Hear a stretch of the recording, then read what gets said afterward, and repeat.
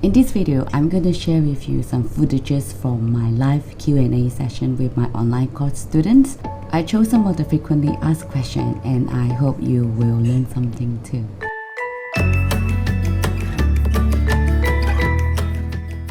Hi everyone, so happy to be back to YouTube.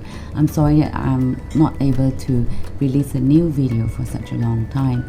You probably have heard me talking about I was teaching my online course. So during that time I was really busy to run the course, to teach my students and to support them. And immediately after that, Malaysia suddenly announced the international borders open. So I decided to rush home because I haven't seen my family for 3 years and I was so busy with preparing with the documents and all the preparation that we need to do these days to travel. So now I'm back to Malaysia. This is my one of the clinic room in my father Chinese medicine clinic and dispensary, and this room belongs to my younger brother. So right now I'm developing my membership, so it's just kind of really hectic. The idea of the membership came from many of you who contacted me who are not able to commit or not ready to commit to an online course but still want to learn more from me. So I thought membership would be a great way to start. If you want to learn more, please stay tuned at the end of the video and I'll tell you more about it. So now let's have a look at the question from my live Q&A sessions, and I hope you will find them helpful too and answer some of your questions as well. One thing to note that because it is live, I didn't really script my answers, and my students already gone through my lessons, so they know, or at least they have the basic understanding of traditional Chinese medicine. So if there is any specific sections that you don't fully understand, so do feel free to leave the comments below. So I'll try my best to elaborate for you. Okay, now let's have a look at the questions.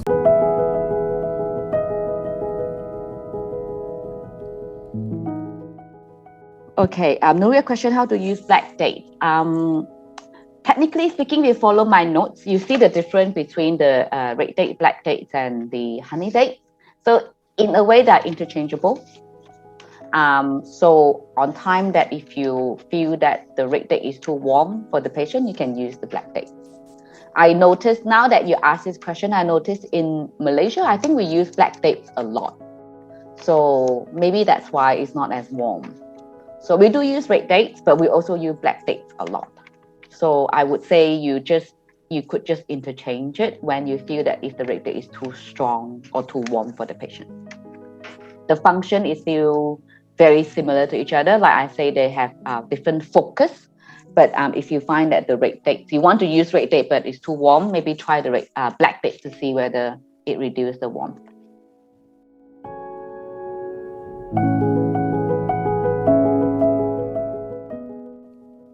Yes. Natalia question, yes, I answered, not in this group, sorry, I answered in my last year.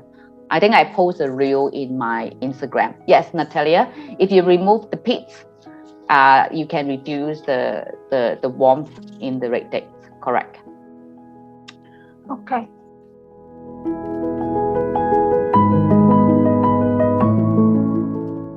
So Mai asked a very good question because she is vegetarian.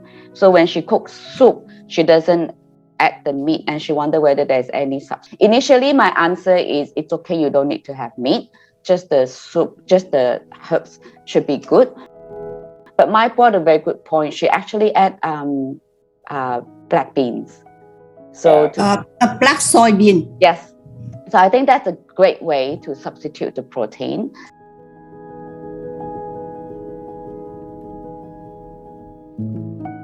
So, and she asked the question about black bean versus black soybean. Actually, Chinese only use black soybean, whatever you want to call it. Chinese herb, they use that? Yeah. We use black beans a lot in Chinese herb. Black soybean. Yeah. So in my next module, I'm going to talk, when I talk about soup, black soybean is one of them. Okay, good. The black bean that we talk is more like in the Mexico area. So I see. Yeah, but when you go to Chinese grocery with the black bean they sell, usually it's black soybean. And the way they write it is they just write black bean, but actually, if you want to write it properly, is black soybean in Chinese is 黑大豆. Yeah, that's right. So, but they don't write it. When you go to Asian grocery, they just write black bean.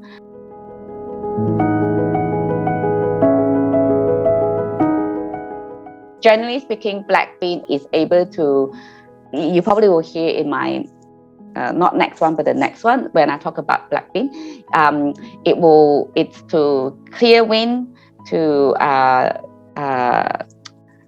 I'm trying to translate 利水, more like a gentle diuretic. And then is to tonify the spleen, tonify the kidney, and they say also can clear toxin. Yeah. Clear the toxin too? Oh, okay. So very good. So it's very good. Yeah. It's yeah, and they black bean is neutral.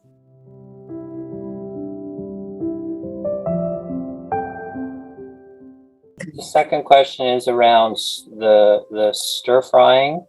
Like you said, stir fry with salt, but like you also mentioned that one of your videos of 追名字. 追名字, yes. Yeah, so to store it, to change the temperature if it's too cold for. So is it just those things right in a pan, maybe salt, there's no oil, there's nothing, right? Because that would make it rancid. Yes, yes, that's right. Very gentle stir fry. The 追名字 just gentle, because 追名字 already, so 追名字 is acacia seed, mine and Linda, that in one of my lessons I talked about, and it's the one that we use for the eye in one of my herbal tea in my YouTube. You can also use it to clear heat, also to help with bowel motion, but it could be quite cooling or quite strong, so you can gently stir fry them. But stir fry, yeah, just on a pan, non-stick pan you can, but whatever pan you feel is not too, but they won't be too sticky because 追名字 is have the oil. So when you stir fry, it won't stick to the pan. Just gentle stir fry. Yeah. Can I see it? What is that? I don't know about that one. 追名字. Yeah. It should be in one of my lecture, but I mean in the lessons I show you just a minute. Yeah. Mine is almost finished. Can you see it? Yeah. So actually, if you go to Chinese herbal shop, some of them they say they already stir fried for you. So some is raw, some you can ask. Some of them they already process it for you.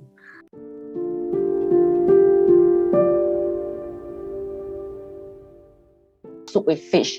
So from my personal practice, my mom don't cook a lot for fish soup, but you're right in terms of but in last time I talked about in Cantonese culture they do a lot of fish soup. So how they actually do it is they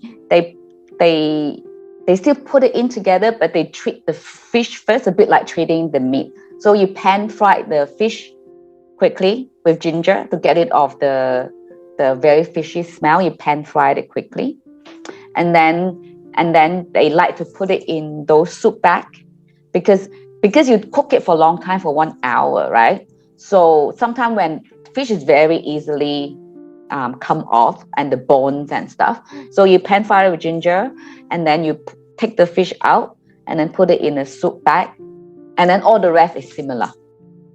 Like how I teach you to make I've got the video about you blanch the meat, put the meat, and then all the herbs can all go in together.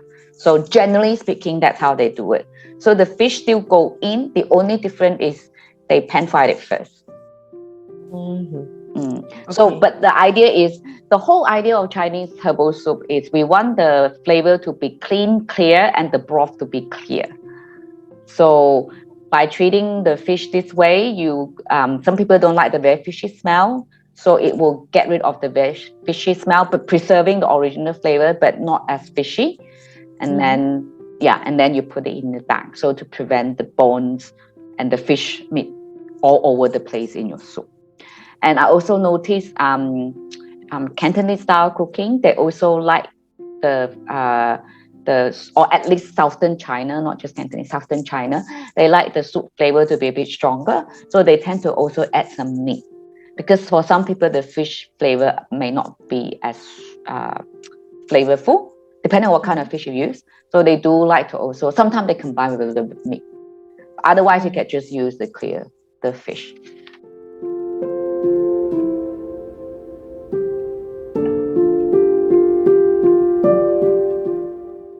So one last one before I jump to Nancy question for Kevin. We still have, yeah. So when we want to use the herbs for a particular season, should we start a little bit before at the start or a little bit later? I personally think we can start a little bit early. I think depending on how the person respond to seasonal changes. So for example, in Malaysia, during Chinese New Year, or Singapore is the same. For some reason, during Chinese New Year, during that time, it's very, very, very hot. So my parents will start cooking cooling tea a couple of weeks before, just to get the body ready. And it's already start building up. So I would say if we want to do seasonal food, I would say to start early, because I think the energy already start coming when it start building up. We don't have to stick it to a specific date. If you start to feel the yang qi, if it's summer, it's already coming, even though it's not the exact date, I think our body can feel it, then we could start. So it's the opposite. Go ahead. Sorry. I compare with flowering waters, the flowers. So Good. You Yes. wait until the earth is dry, or you feel, oh, there's a little bit a bit more before it's dried out. Yeah, exactly. Yeah. So that's how I see it. But yeah. Sorry, Cam, you want to say something? Yeah, I was going to say, so it's opposite of wearing clothes, because they suggest that you wear the summer clothes a little bit into the fall and the winter clothes a little bit into the spring. That is true. Yeah. But that one is to let the body slowly easing into it. But Chinese medicine, it's more about understanding it's coming with preparing the body so we can ease into it, if it makes sense. Yeah. That's what I figured, but I thought I'd ask. Yeah. But yeah, good question. I mean, I just think of what my parents do to me and then how our body feel, and that's what they do often. Yeah. And one of my professors in acupuncture, he says, you never eat too much, you never wear too much clothes, just a little bit less to make your body work for it. Otherwise, your body gets lazy. Because if it's winter time, you wear a lot of clothes, but if you wear a little bit less, your body can work on it and build up a bit of energy. And that's the external part. The internal part, you need to help the body to a bit make it a bit stronger. So there's also yin and yang principle, inside and outside. So it's also changing, outside, inside, outside, so yeah, that's true.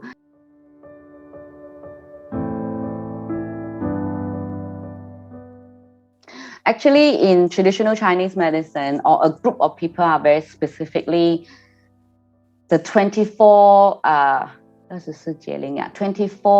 solar terms or solar period. Have you guys heard of it? So yeah, 24 solar period. So every 2 weeks, there is a change of the qi in the earth.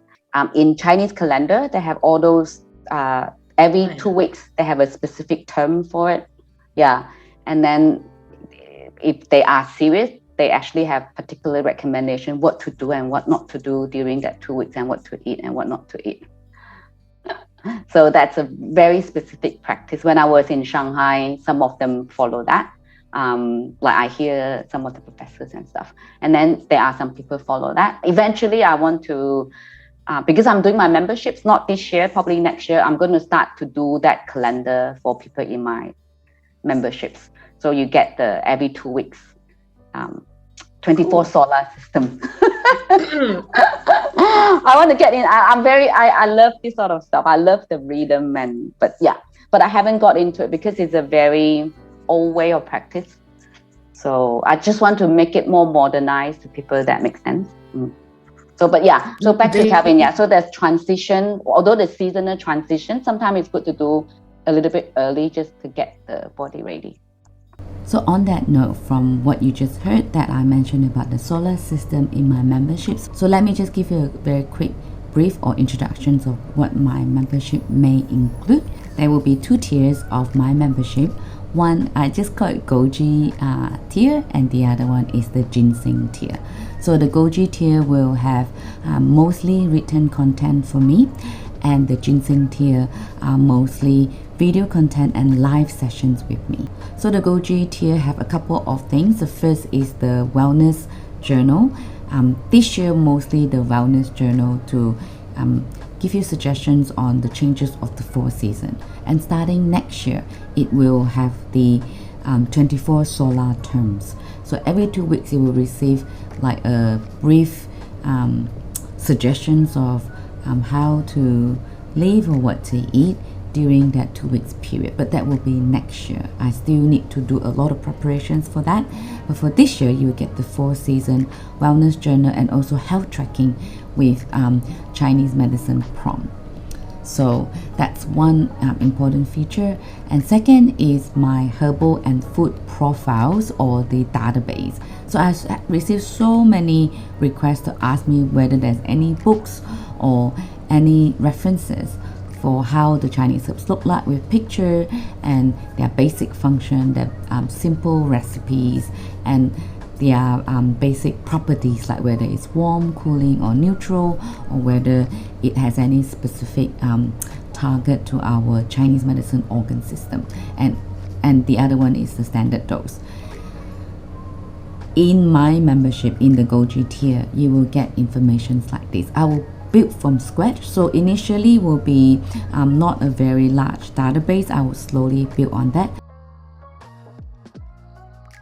For example, the black goji, and then we recently heard about the golden monk fruit, the golden mohan guo, and even the cordyceps flowers. So the idea of the database, I will constantly update, enhance, and then I'll take pictures of the herbs. So you get to see the herbs, and I will also pronounce them. I'll create audio file for you. I'll pronounce them in the Mandarin and also in Cantonese. So in case wherever you live, especially if you need to buy those herbs in Chinatown, you have trouble with communications, at least you learn some simple pronunciations of the herbs, and I'll write them in Chinese character, so you also can show them to the herbal dispenser.